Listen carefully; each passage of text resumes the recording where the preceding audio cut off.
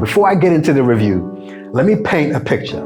You've just gotten into running and you want to get rid of your usual trainers or sneakers and you want to get a bit more serious by finding actual running shoes. I guarantee you one of the recommendations you're going to come across is this one here. This is New Balance's 1080 version 13. The 13 part of that name is how many iterations has been around of this shoe, and usually that's done annually. So 13 years of this bad boy. This is going to be one of the most highly recommended running shoes that you definitely need to know about. But it's significantly changed, and I think for the better. Let's review it. Let's talk about it. Okay, my name is Aubrey. I'm a very average runner, simply trying to be less average by the day, as at the time of filming this, you guys have given me, bang, 7,292 subscribers. Thank you very much. I sincerely appreciate it. If you're on Instagram, you can also catch me over here. Give me a follow. I talk all things running shoes. Let's get to it. Okay, before I get into the review, I want to give a shout out to a guy called Andy Rayner, one of my favorite YouTube channels. The Ford Runner, that's his name.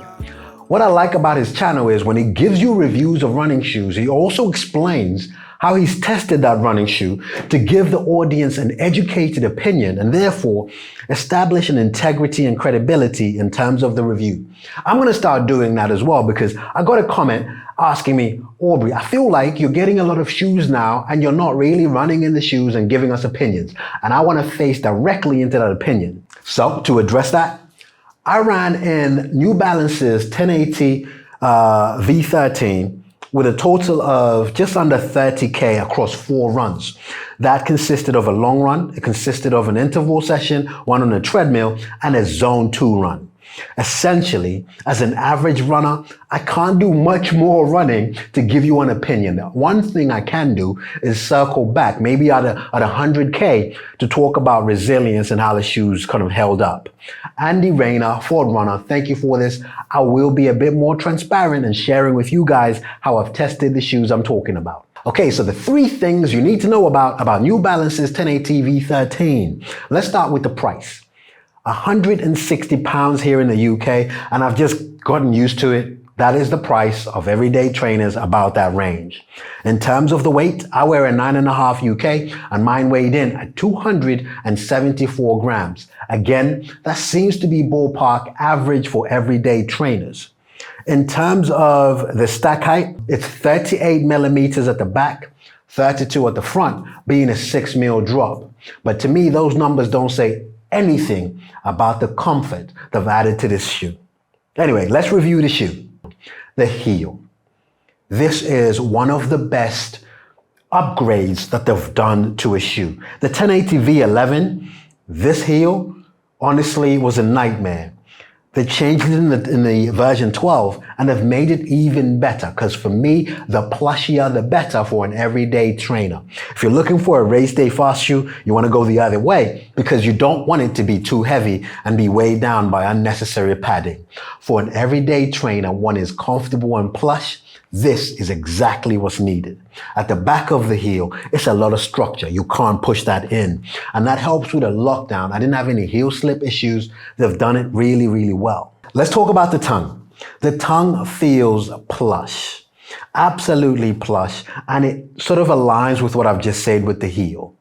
The reason why you want the tongue to be plush, there's also a downside I'll talk about in a second, but when you tie down on the laces, honestly, especially if you get a good lockdown and you tie it down, it doesn't feel great against the top of your foot without that plushiness. The downside though, if you're in a hot area, the plushiness I've talked about in the heel, the tongue, and the upper is gonna work as a negative because the shoe will run a bit too warm. I'm in winter time now. I know it's technically autumn, but in England, it feels like winter. I welcome all of that. So for me personally, I like the tongue, I like the heel, I like this padding. The laces, perfect. There is nothing special to write home about or to write a love song about. It just does the job. Excellent laces, excellent texture. They've got a stickiness to them, which I like, a stretchiness to them, which I also like.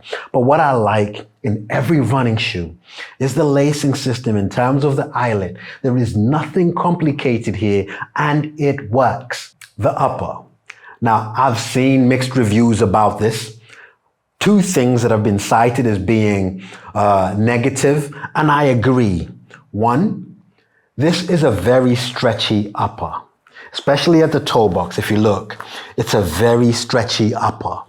I actually like that. If I'm honest with you, I'm looking for something plush. I'm looking for something comfortable and cushioned, and that is uniform.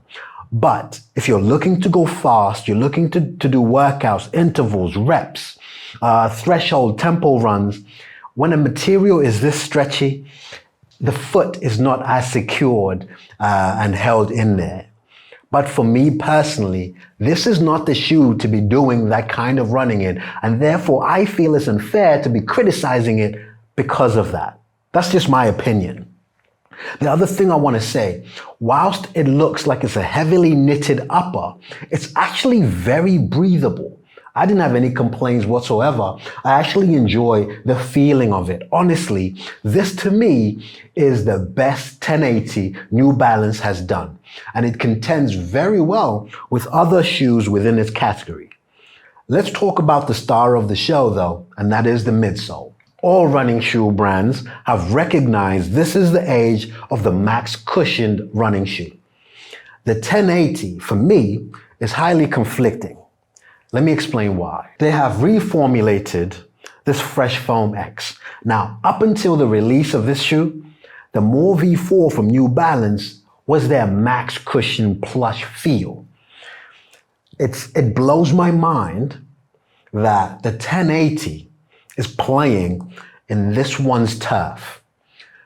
I'll be honest with you, the feeling I get, and I did a long run, I did a treadmill run, I did different kind of runs, but what they've done, the wizardry they've done in this shoe, I promise you, you're not gonna regret. If you're looking for a plush, comfortable shoe, you're not gonna regret this one. What it makes me wonder though, is what's going to happen to the More V5? Because you've sort of collided these two shoes in ways that this is now kind of being replaced, it feels like. Because the plushiness, I won't lie to you, because I review running shoes and people that follow me on my Instagram, shameless plug over here, a lot of people reach out to me and say, Aubrey, what shoe do you recommend for this? If you want a daily trainer, I've got a recommendation across all the brands. For example, Nike, I'm telling you, I don't shy away from this, the Nike Invincible 3. Asics, Gel Nimbus 25. When it comes to on running, they've just released the Cloud Eclipse. That's going to be my #1 recommendation. If you went to New Balance, my favorite shoe from New Balance up until this came out was the More V4 I just showed you. In fact, when I compared the More V4 with the Invincible and the Gel Nimbus 25, the More V4 was my favorite running shoe, and that was largely driven by the price. I want to say it's $140, and when you get it on sale, it's much less.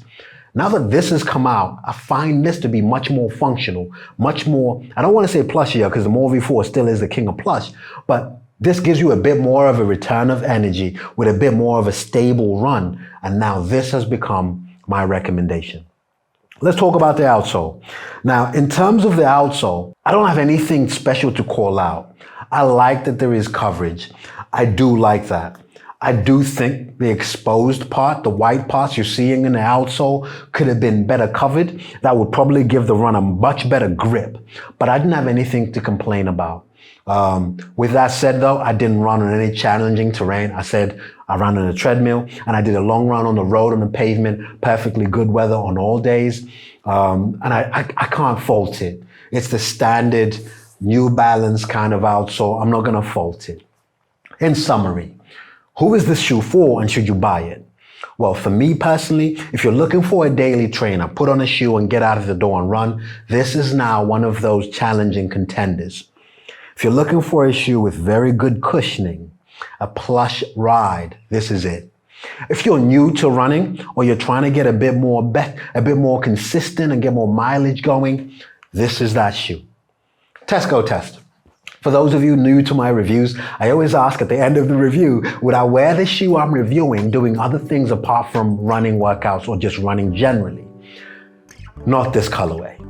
New Balance has done a very good job in offering its people different colors. This is not the kind of shoe I would wear in terms of this colorway, but in the other colorways, absolutely. I really enjoy this shoe, and you might actually want to consider this shoe even just for walking. If you're a big walker, absolutely. The cushioning, the re-engineering of this Fresh Foam X that they've put in here makes it a winner. Thank you very much for checking out the review. If you found it useful, please consider subscribing to the channel. It would mean a lot to me. And if you want to check out more New Balance reviews, you can look at this one. It's the More V4 review. I did 2-part series. And then I also love the Hierro version 7, which is the trail running shoe from New Balance. And you can check that out here. Thank you.